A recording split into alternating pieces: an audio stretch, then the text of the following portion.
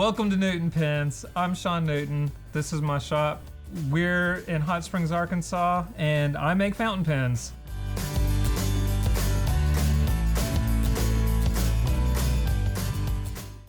I was an art teacher starting in 2010. I started off making pens for my students. The way I was set up was buy a pen, give a pen. So you would buy a pen, you would get that. I would make a twin to that pen to give to a deserving student at the school I worked at. After a while of doing that, I learned about guys making pens in their home shops. I wanted to do that to be able to make a better quality pen to give to my kids, because a lot of the cheap pens that I could afford to give away weren't very good quality. And you know, with high school kids, you put something in your pocket and it breaks pretty quickly. After 2 years of pens part-time, I was able to quit teaching and make pens full-time, and I've been doing it for 8 years now. Once I start a pen, I'll start with the section. The section is the part of the pen that you grip and hold on to. If the section is not comfortable, the whole pen won't be comfortable, so this part's very important. This is also the part that holds the nib. This is a writing point. The writing point can have a fine tip or a wide tip for a fine or wide line. And this is the part that you can customize to give you many different types of writing experiences too. After the section, I'll make the barrel, and then I'll make the cap, which protects the nib when you're not using your pen. And a cap can have a clip, so you can stick it to your shirt, or it can have a little stud sticking out for a roll stop, so that if you put it on a table, it doesn't just roll off onto the floor, or just for decorative purposes. Most of my pens store ink in a converter like this.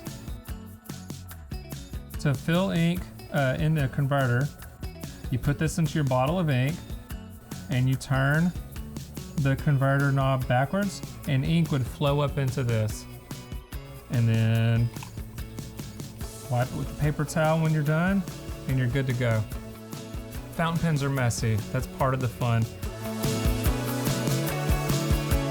A pen like this is better in that you don't ever have to throw it away. If you have a pen that you really like and you're willing to spend the money to have a pen made in the material you want, the shape and size that you want, with the nib that you want, it's gonna last you the rest of your life. It's not something you have to buy over and over and over again. You have to buy ink every so often, but a bottle of ink will last months or years depending on how much you write, how many bottles of ink you have.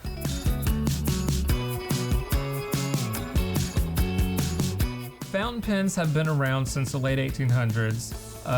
They've always been on the more expensive side. People always use pencils.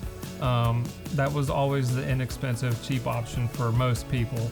But people with a little bit more money who wanted something really nice to write with, or people who would save up to, buy a nice pen to give as a gift, they would use fountain pen. They would buy fountain pens for that. In the 1950s is when they started coming up with systems like this to hold ink in the pen, because a part you can take out and replace was a lot easier to deal with than having to change a rubber sack or a seal that was in the barrel that you would use to put ink in the pen. This made pens more affordable and more people could use them. And in the last 15, 20, 25 years, people have gotten back into fountain pens in a big way, especially with all the technology that we have around us. To be able to pick up something that's basically been unchanged since the late 1800s and write or draw with it, it's a good way to slow down.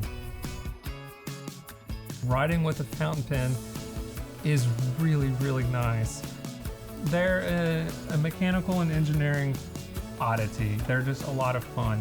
It puts a smile on my face thinking about it, and I write with them every single day.